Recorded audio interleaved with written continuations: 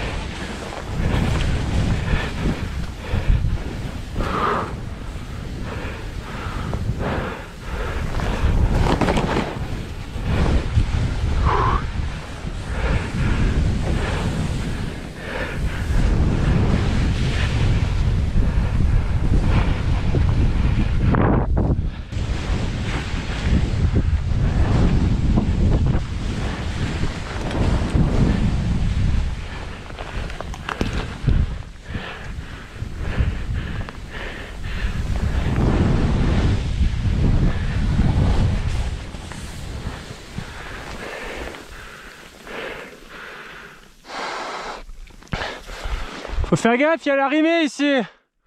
Oh putain, avalanche, avalanche. Oh chaud devant l'arrimée. Merde. Non. Non. Oh.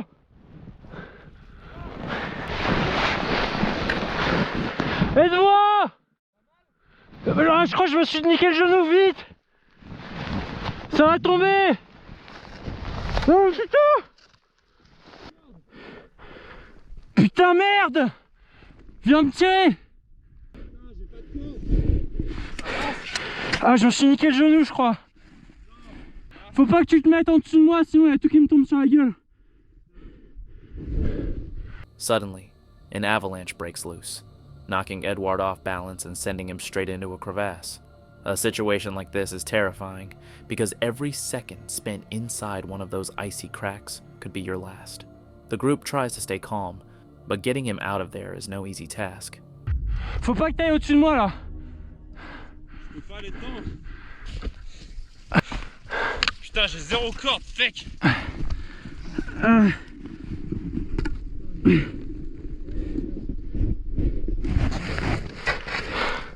très dangereux là.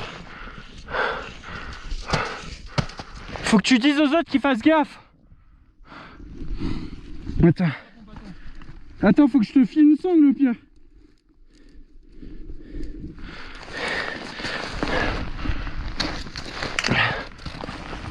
Tu l'as? Ouais.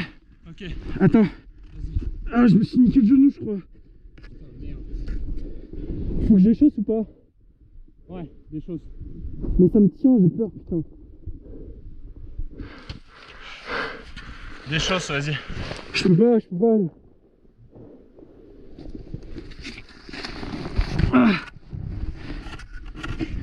Il va faire quelque chose. Non. Alors je vais te filer mon piolet. Ouais. Putain, je me suis niqué le genou, je crois.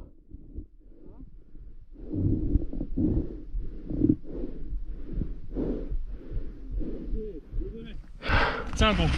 Putain. Ah, j'arrive pas à pousser sur ma jambe. Vas-y, je lâche. Lâche. Allez, vas-y, serre-toi de ça. Ah. Plante-le dans l'autre sens, plutôt comme on a fait à la Je peux pas, putain, je vais tomber.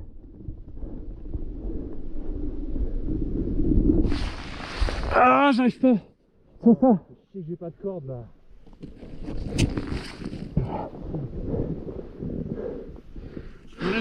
Essaie d'enlever un ski sur les deux déjà. Non, sinon je vais tomber, je pense. Je vais m'enfoncer dans l'arrimée. Comment on peut faire? En plus, ils vont arriver, ils vont nous mettre du stuff. Mais préviens les gros, faut que tu les préviennes. Mets les skis. Bon. Comment je vais faire? Je vais essayer de faire quelque chose. J'ai peur que le gros bloc il me tombe sur la gueule là.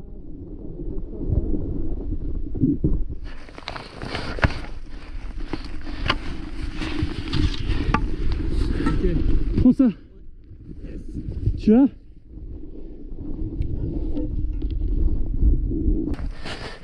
Putain, je crois que je me suis niqué le ligament hein. Ah putain, merde. J'ai le genou qui tient pas là. Ah! Je peux pas gros, j'ai le ski bloqué. Putain, il va falloir que tu me tires là, prends le piolet. Je peux pas te tirer gros, j'aurais pas assez d'air de force hein. Faut que vous me sortiez. Ah on va sortir. Putain, j'ai le genou qui est sorti, sa mère.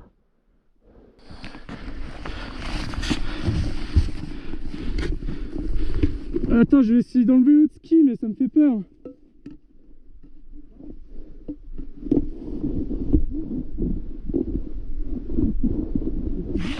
J'essaie d'enlever l'autre ski, tiens. Ah.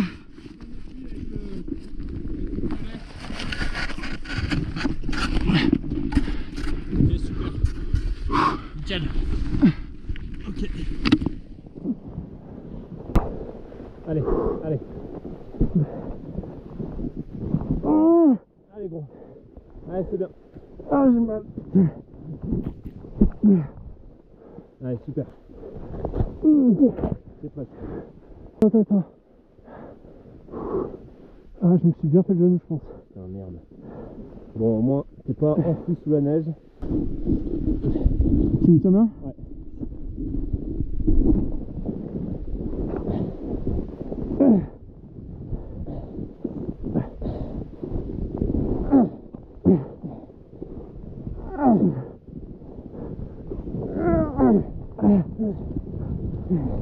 Va pas par là. Ouais.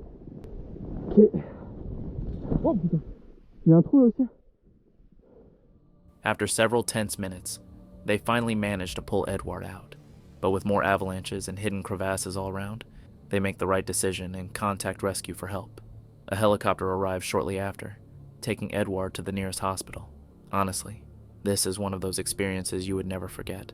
And one thing is certain, Edward got extremely lucky that day. Bushman in Blue is a YouTube channel run by Al, an experienced outdoorsman who documents his wild camping trips across rugged terrain with his loyal dog Blue, always at his side. Most of Al's videos are exactly what you'd expect from the channel's name. Stunning scenery, practical outdoor tips, and that calm, steady pace that makes you want to lace up your boots and vanish into the hills for a night. But this particular trip would end up proving something Al often suggests, without ever saying it outright. In untamed wilderness, things can go wrong quickly, even on a day that seems perfect.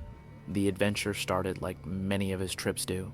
Clear skies, calm conditions, and a sense of excitement as Al and Blue set off towards Scotland's Hidden Valley, heading deeper into the mountains with a simple plan. Hike in, find a quiet spot to pitch a tent, and spend the night surrounded by some of the most dramatic landscapes the country has to offer. A trip built around solitude, fresh air, and the peaceful rhythm you only get when the road is far behind you.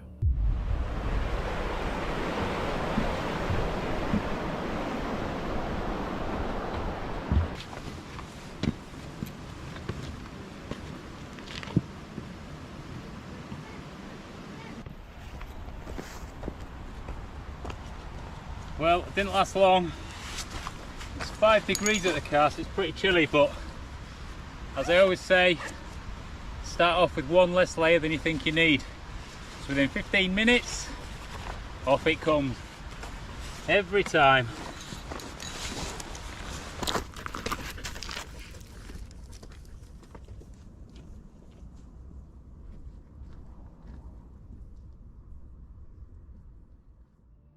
As Al moved higher into the valley, the scenery became even more impressive. Snow clung to the upper slopes, sunlight spilled across the rocks, and the whole area felt untouched, almost prehistoric. It was the kind of environment that makes time slow down. where danger doesn't feel immediate, and the mountain seemed calm and inviting. Al was equipped, experienced, and confident in the conditions. Ice axes and crampons were ready just in case. There was no reason to expect anything unusual, but the wilderness has a way of changing without warning. Then, from across the valley, Al suddenly noticed movement high up in one of the snow-filled gullies. At first it was hard to process, until it became clear that a man had lost his footing and was falling. Well, I don't know if you can see, but that gully up there, someone has just fallen from the top of that gully and has stopped about 3/4 of the way down it. And they were moving fast.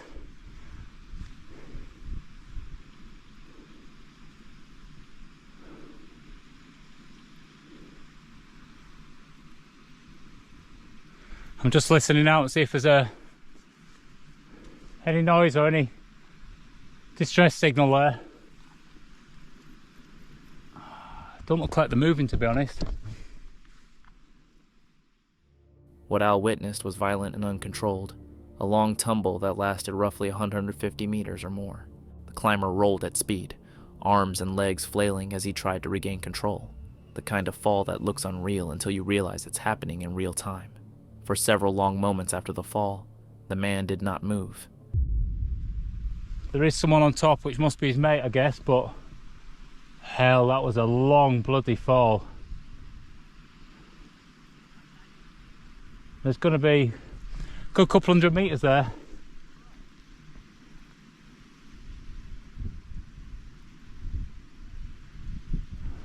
I'm just going to call through and just see if I get an answer. Jeez.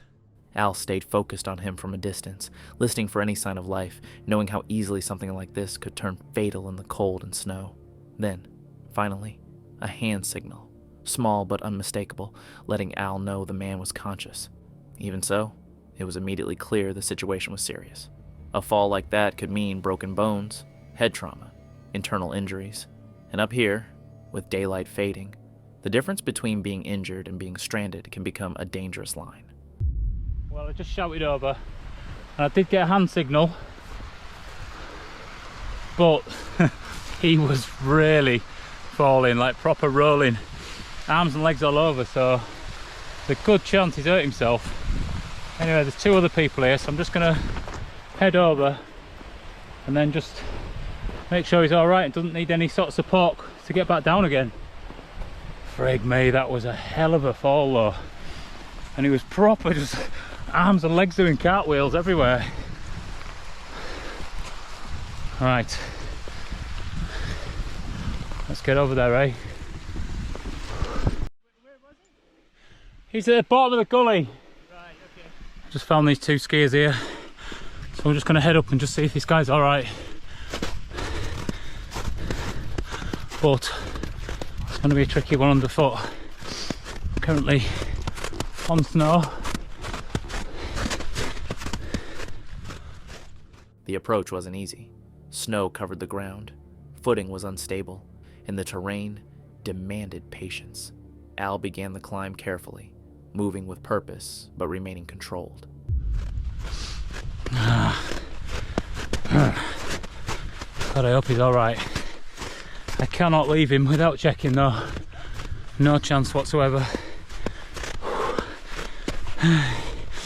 Dig in, Al, dig in. Come on.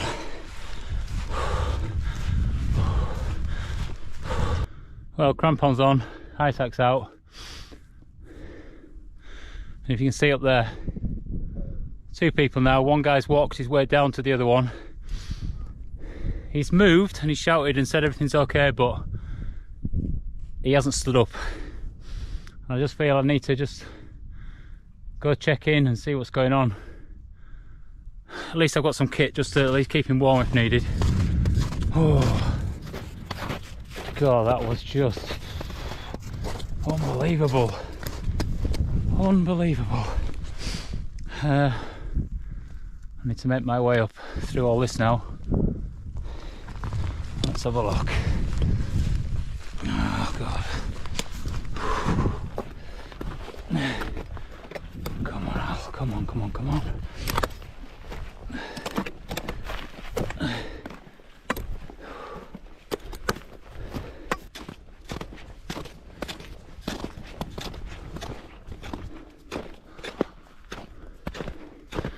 Rescue dog.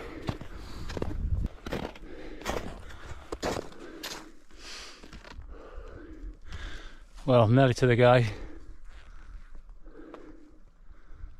He's up.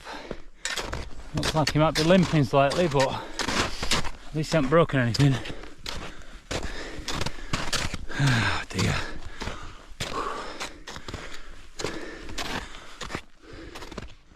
When he finally got close enough to assess the situation properly, the scale of the luck became clear. The climber was bruised, shaken, and limping, but unbelievably nothing appeared to be broken.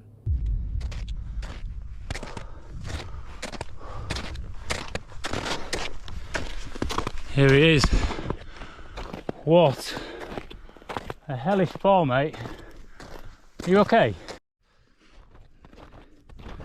Well, he's alright, he's a fella. He's just busted his ankle, and I'm just going to sort of lead him down now just to make sure that he's safe while his mate's gone back up just to gather a couple of items that have fallen out of his hands, like his ice axe. He lost his ice axe on the way down. So I've given him mine just to give him a bit of extra support with his ankle, and I'm just going to make our way back down the valley, and then I'll just camp out down there somewhere, I reckon. Oh, what a day! What a day!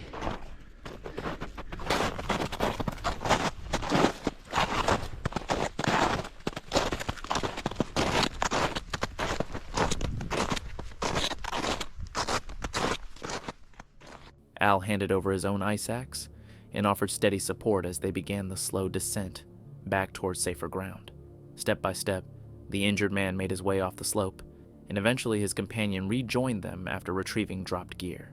And somehow, incredibly luckily, the climber was able to walk off the mountain, battered, bruised, ankle badly hurt, but alive, mobile, and not trapped. Once Al knew the man was out of immediate danger, the urgency faded, and the valley fell quiet again, almost unnaturally calm after what had just happened. That contrast is what makes moments like this stay with you. One minute you're watching a potential rescue unfold in the snow. The next you're standing in silence, hearing nothing but wind and distant water, as if the mountain hadn't just almost taken someone. Well, there we go. An eventful day. So basically what's happened is two guys just out with the right kit. They had crampons, you know, ice axe and everything like that, but one more experienced than the other, and they were just basically trying to sort of slide down the gully just slowly. You know, do a little bit at a time, just stop and keep sort of doing that. Lost control, slid the whole length of that gully, and I mean that's like, God, there's 150, 200 meters fall there, and from a distance watching that, you know, he was sliding for a while, he was self-arresting, couldn't slow himself down. He then lost his ice axe halfway down, because he started doing tumbles, so he was doing like proper ass over tit, you know, handstanding to handsprings all the way down. Came to a standstill. He's bust his ankle, not broken it, but because he's still sort of moving, but a very lucky guy, very lucky. And it just sort of shows you, you know, up in these places, I said to him, one stage further there and you've broken your leg, and then you're in a serious predicament there, just because, you know, it's 5 o'clock now. Another couple of hours, it's going to get dark, and you'll be stuck on a mountain and not being able to get off. So yeah, he feels very lucky, I know he does, and I'm just sort of glad that he's all right. And what a top guy, you know, like really top guy. You know, he's bashed his face a little bit, of sort of ice burn and things like that. But yeah, it just shows you it's not a place to mess about. It really is not.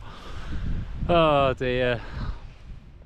With the light fading and the cold beginning to set in, Al chose to still camp for the night. Not higher up, not pushing deeper into risk, but back down on the sheltered valley floor, where he had earlier found a perfect flat spot. Instead of forcing the climb after what he'd seen, he returned to his backup plan, pitched his tent in the hidden valley, and settled in. The night passed calmly. The air dropped toward freezing, but the valley stayed still. By morning, the mountains looked unchanged. calm, beautiful, and indifferent to what had nearly happened the day before. And that's the part that sticks with you. Not because the story ends in tragedy. It doesn't. But because it shows how quickly the wilderness can flip the script. The climber had gear, he had experience, and yet, one small loss of control sent him sliding into a situation that could have become life-threatening in minutes. Al packed up, left no trace, and moved on. But with the kind of perspective you can't fake, because in places like this, danger doesn't always arrive loudly. Sometimes it comes quietly, hidden behind confidence and routine, and the most powerful moments aren't always the ones that happen, but the ones that almost do. Sometimes the threat is visible, unfolding right in front of you. Other times, just like in this next clip, it's hidden, waiting, just beneath the surface. And that creator is the man behind the channel Dead Appalachia, someone who grew up in the region and now focuses on separating real Appalachian life from the myths spread online. In this video, he sets out to do something intentionally provocative, break every so-called rule of Appalachia that circulates on the internet. Rules about whistling after dark, leaving curtains open, going into the woods at night, and calling out into the forest. The goal wasn't to summon anything. It was to see whether these rules had any real-world consequences, or if they'd been exaggerated into something they were never meant to be. To do that, he and his wife rent an isolated off-grid cabin deep in the Appalachian backwoods of eastern Ohio. No neighbors, no streetlights, no immediate help. Just woods, wildlife, and silence. The kind of place where ordinary sounds seem to travel farther than they should. We're in the Appalachian wilderness of eastern Ohio. I think this is my first time being in Ohio, so we have rented out this isolated off-grid cabin out here in the wilderness, just so I can see if these rules of Appalachia have any cadence. Because I've lived in Appalachia all my life. You know, I was born here, I was raised here, and I currently live here. But yeah, we're here in an off-grid cabin. I'm going to be doing some of the things that you're supposedly not supposed to do here in Appalachia at night. And we'll see if we capture any type of paranormal activity. We'll see if anything breaks down this door to drag me out into the woods to punish me for breaking one of these rules. Or nothing's going to happen. I'm going to look like a fool on camera. Either way, we're going to do it. Howdy, critters. You see me? I can't see you very well. As you can see, it is very well dark. It is nighttime here in southern Appalachia. So already I'm breaking one of the big rules of Appalachia. Going outside from dusk till dawn, which I've always thought was a really silly one.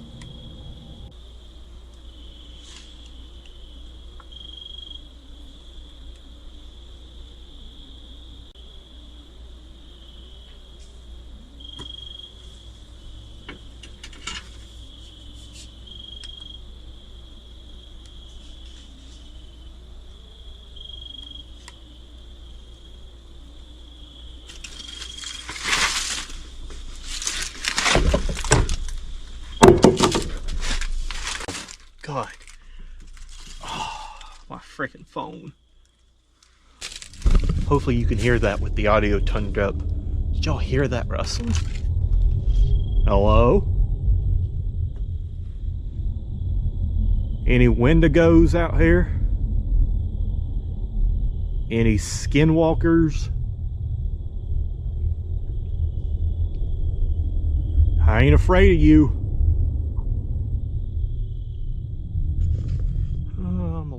As daylight fades, the mood begins to change.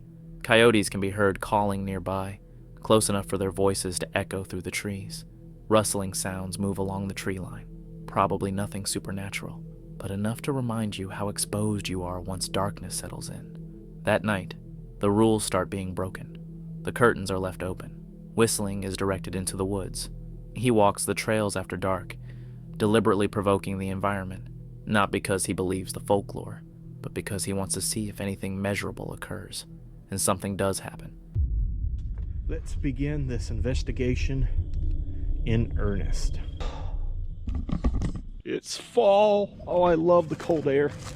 All right, if I'm going to be going out here, I think it might be smart to bring some protection. Big old heavy axe, it should do the trick.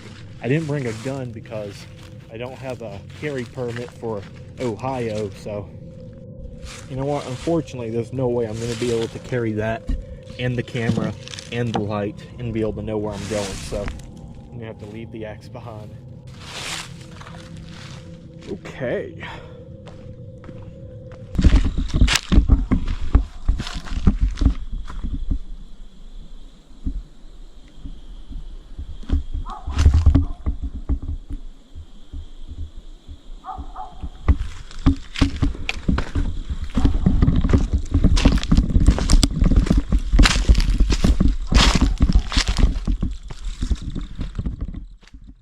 Not an apparition, but a gradual rise in tension. The coyotes grow louder and closer.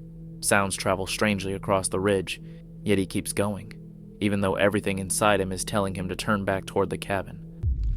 This forest is daunting, to say the least. Did I just see something move? I think it's just my eyes playing tricks on me. We're almost to the top of the hill, I think. Oh, man. That incline. It's getting the best of me here. Alright. This place looks pretty secluded. We're a decent bit away from the cabin. This is as fine place as any. So this will be my first time using it. I honestly don't know how to use it that well. I'm kind of new to all this, but maybe there's some spiritual energies here I can talk to.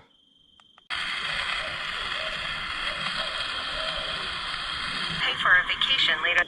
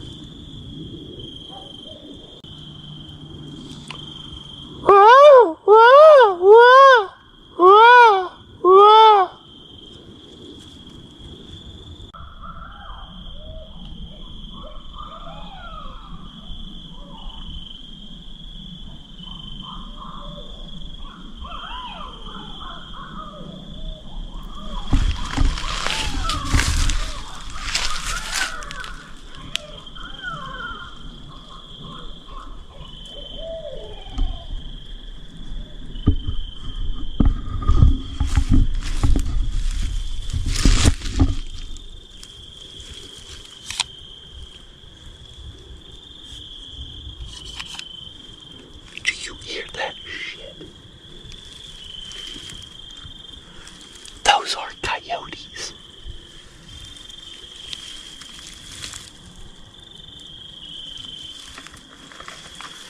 They are very, very close.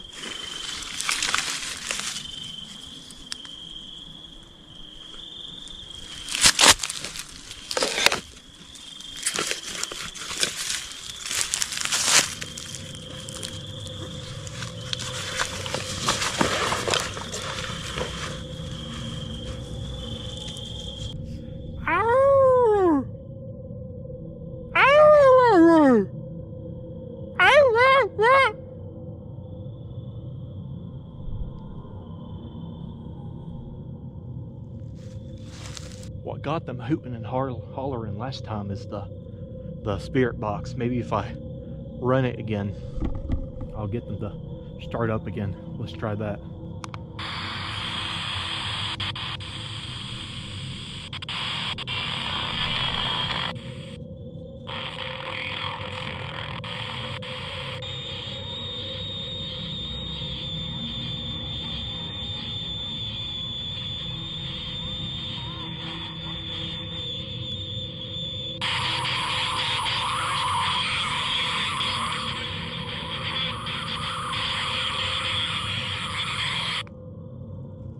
What the actual hell?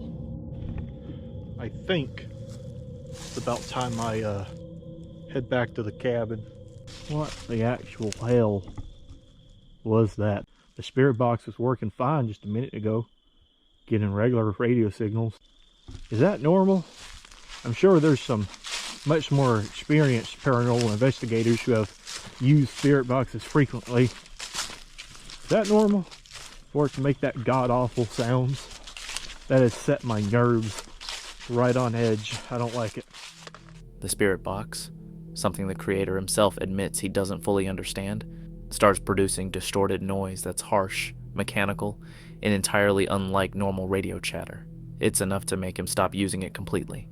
I think I'm going to continue this investigation in the safety of the cabin. I feel a very, very unwelcoming presence.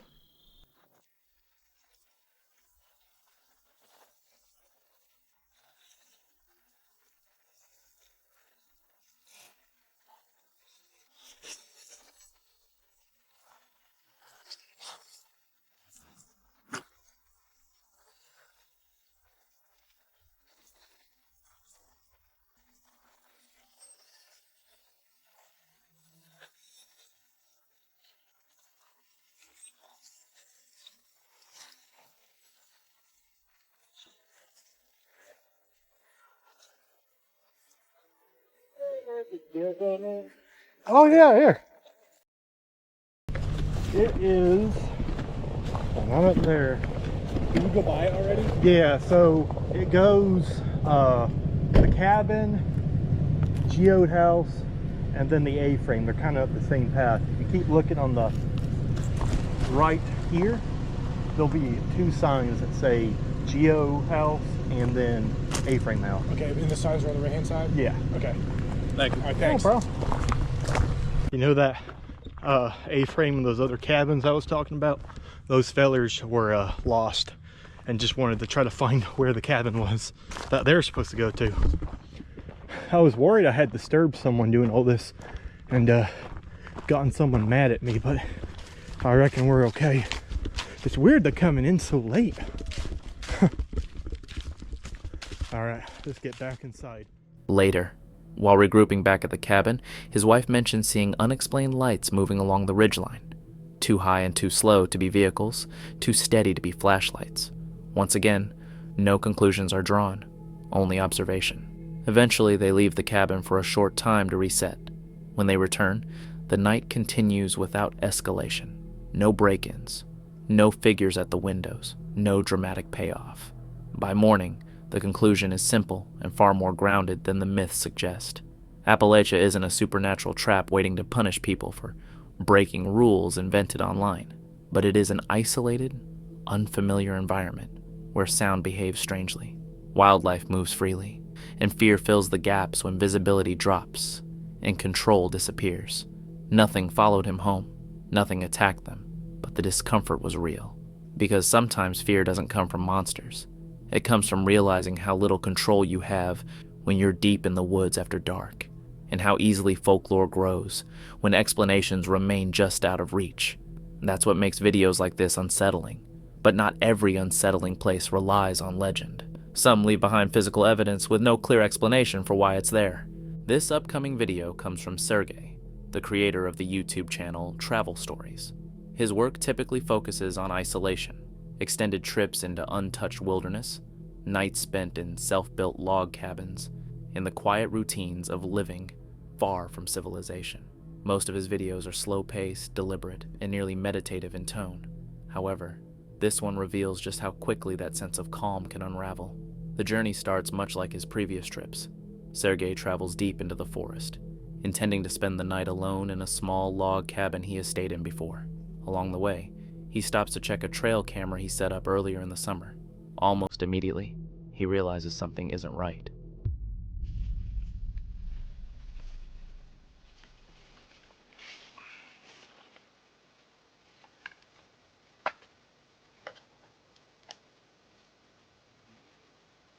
Сломано крепление.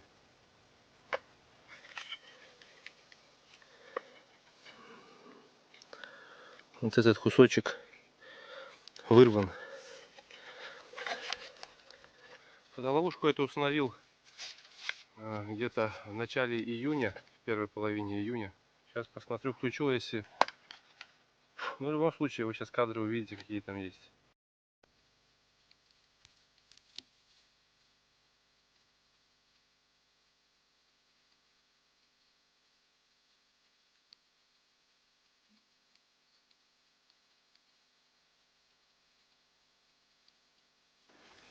новое.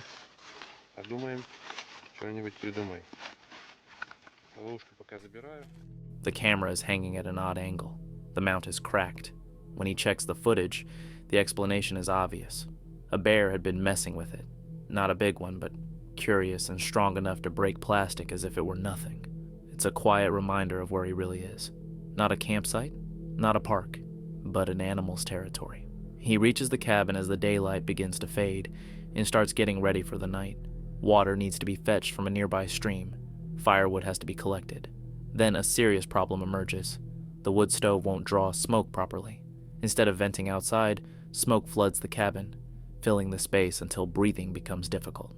Multiple attempts to fix it fail. The air grows thick and dangerous. In a place like this, a faulty stove isn't just an inconvenience. It's a real threat.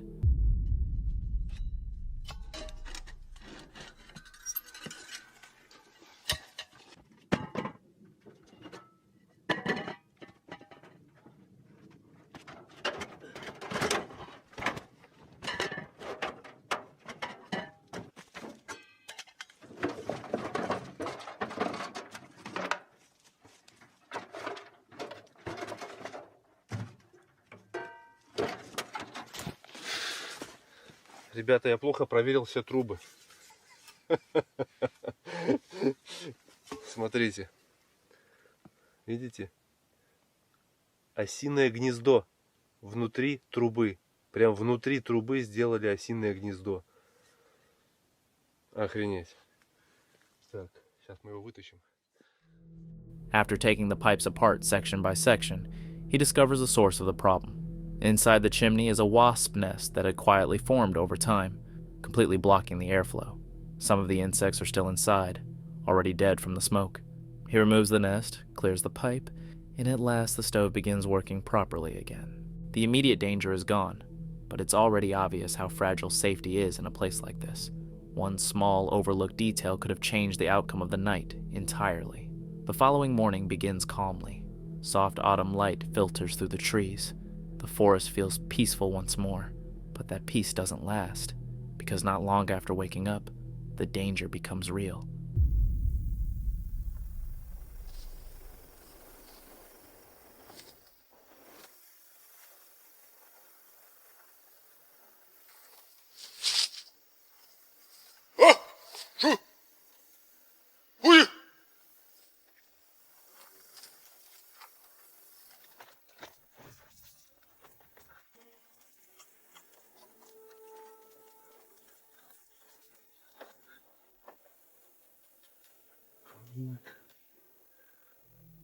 Sergei sees the bear with his own eyes outside the cabin, close enough to instantly change the situation. This wasn't a passing animal. It was aware, curious, and nearby. He loads his rifle and waits, listening. He doesn't rush outside. He doesn't assume the bear has left. That hesitation matters. Bears don't announce themselves. They don't follow scripts.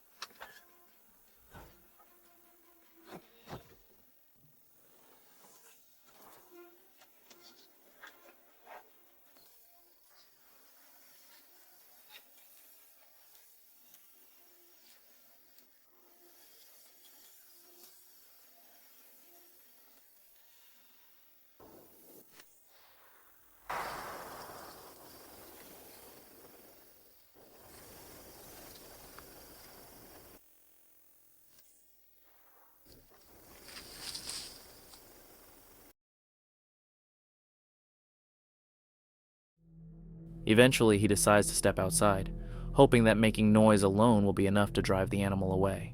For the moment, it works. But the tension doesn't disappear right away. Sergei packs up knowing the bear could return at any time, but it never does. He doesn't see it again. Still, the awareness stays with him, even as he moves deeper into the forest to hunt hazel grouse and reset his trail cameras. There's a quiet understanding that things could have ended very differently. Out there, help wasn't minutes away. There was no cell service, no quick backup. This video wasn't unsettling because of shadows or imagined dangers. It was disturbing because everything in it was real. A damaged trail camera, a blocked chimney filling the cabin with smoke, and a bear close enough to test the boundary between curiosity and danger. Alone in the wilderness, even ordinary moments carried weight. And sometimes the most serious threats weren't loud or dramatic. They were patient, unpredictable, and just out of sight. Sergei made it through because he respected what he couldn't control. The next creator chose to do the opposite, on purpose. On April 16, 2021, a group of climbers were attempting to reach the summit of Mont Blanc.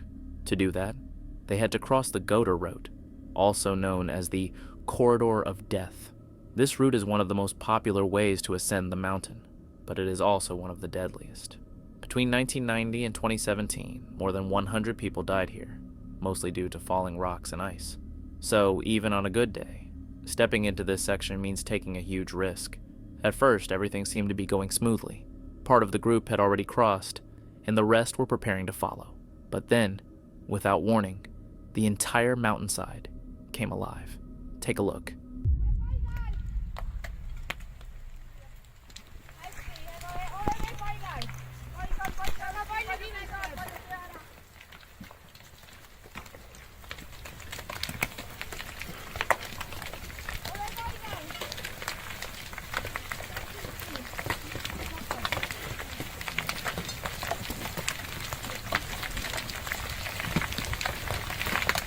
Oh!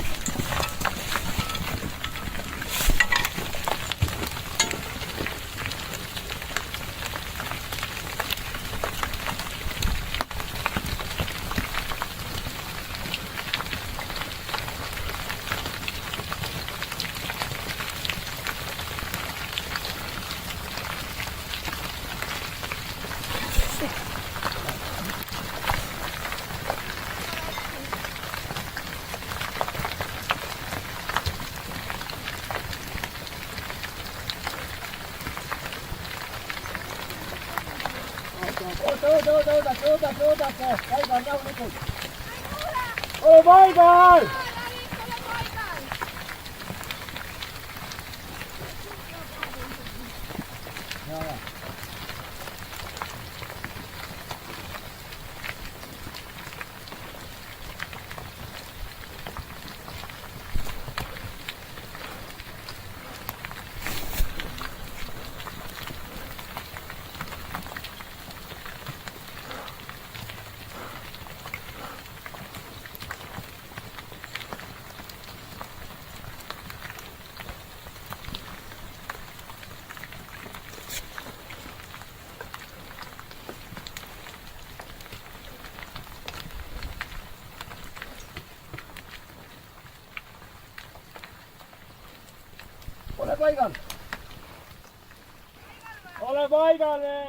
Suddenly, hundreds of rocks and boulders begin tumbling down from above.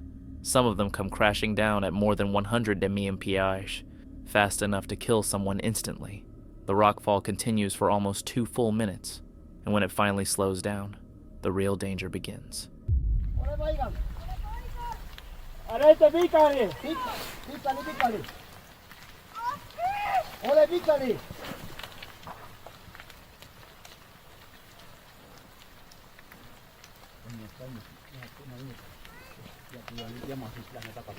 Jaa.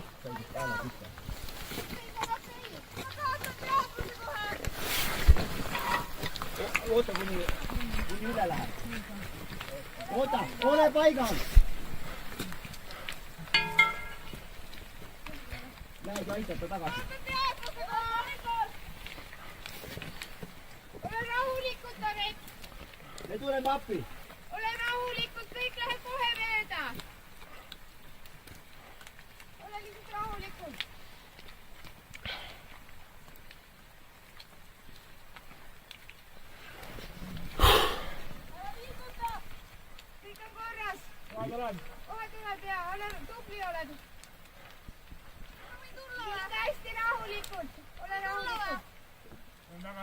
ei, mine vaata, kuidas ta on, eks ole. ma ei tea, ma olen... ei näe vaata, kiire tuleb. oota, ära mine veel. ole paigal, ole paigal veel. Las jäävad kõik kivid seisma. One of the climbers, a woman, begins losing consciousness. She can't stand, can't walk, and certainly can't cross the corridor on her own. With the rocks still unstable above them, the group has no choice but to call in helicopter rescue. Later reports confirm she was airlifted out, and thankfully, she survived. But honestly, this footage is a chilling reminder that the mountain always decides, and when nature turns on you, there's nothing you can do but hope you make it out alive. Black Crag is a YouTuber who dedicates his channel to hiking across trails, forests, and remote corners of nature. His videos are usually calm and peaceful, often showing him camping overnight in the places he explores. In one episode, he decided to spend the night on Southern Fell, in the Lake District, a place surrounded by strange stories of a so-called marching army said to appear along the ridge. Legends of these ghostly visions date back to the 18th century, when locals reported that on Midsummer's Eve they saw vast rows of soldiers moving across the hillside. Such accounts were repeated several times, with witnesses insisting it really happened. Yet no physical trace of an army was ever found. This time, Southern Fell became Black Crag's campsite. He set up his tent, spent time with his dog, and at one point went for a walk along the ridge. It's 8:30 and I thought I'd have a little wander along the hill ridgeline. There's the tent there, and obviously a little cairn as well. So the sun, yeah, it's not far off the dropping behind that hill now, and it has dropped a little bit in temperature. This coat is a little bit overkill. 20 past 10, still no sign, nothing. And it's getting quite dark now. Moon's up, probably can't see it, but can't even see me. At first, everything seemed quiet. He watched the sunset and the night sky. Later, he switched his camera to infrared mode to film in the darkness, and still nothing unusual appeared to be happening. But when he returned to his tent, he noticed a strange figure standing near the entrance. Night vision mode. Got the infrared on, and I probably look very, very strange, but I can't see anything now. It's kind of weird looking, probably in this. There's still quite a bit of light in the sky there, but in terms of on the ground, it's very dark. You can see Finn though. Yeah, so I've not seen anything. I've not seen a single, not even a single soldier. Nothing. A bloke stood next to my tent. What the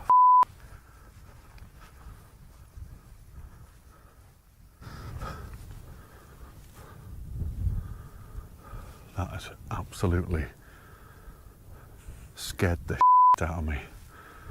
I'm not kidding you. Walking down there, coming back towards the tent, talking to you guys. I'm telling you right now, there was somebody stood right here. Oh, I'm not kidding you, the hairs on my arms are stood up. My skin is crawling. Right there. The sight terrified him, and he quickly took shelter inside. The night became tense, with the unsettling feeling that someone or something was lingering nearby. I don't know, honestly, I don't know what the hell I saw then. I don't know whether I saw, maybe it might have been my imagination now. Honestly, I don't know, but flipping heck, that really spooked me. Really, really spooked me. I'm just gonna try and get a bit of kip and see how we get on. Finn's down. Several months later, he returned to Southern Fell, determined to understand what had happened. And I'm absolutely certain there was someone stood right by the tent, and that's why I was like, what the hell? So what I did is I got the camera and I spun it round like this and started to face forward and walk towards the tent. So I was kind of coming down here. It certainly wasn't boggy. It was nice and dry that night. And as I got to the tent, there was no one there. So I was still filming this whole time. Got here, like, right, okay, someone's messing about here. They're either hiding behind the tent or they've jumped into this long grass here, so I came over here. That I played the footage back, and if you've seen the video, you'll see that it cuts out. It cuts out as I turn the camera around and start walking that direction. I was still filming then. I was still going towards that grass and looking and everything, and I didn't know. I didn't find out until I got home that the camera, for some reason, just stopped recording as soon as I turned around. However, and I'll put it on the screen now, I caught something. There was something stood by the tent. Something tall, something scary looking, but pretty much what I saw. While reviewing the footage, he realized his camera had stopped recording at the exact moment he turned it toward the figure. Still, what remained on film matched what he had seen with his own eyes. A tall, dark silhouette standing beside his tent. What it truly was, he has never been able to explain.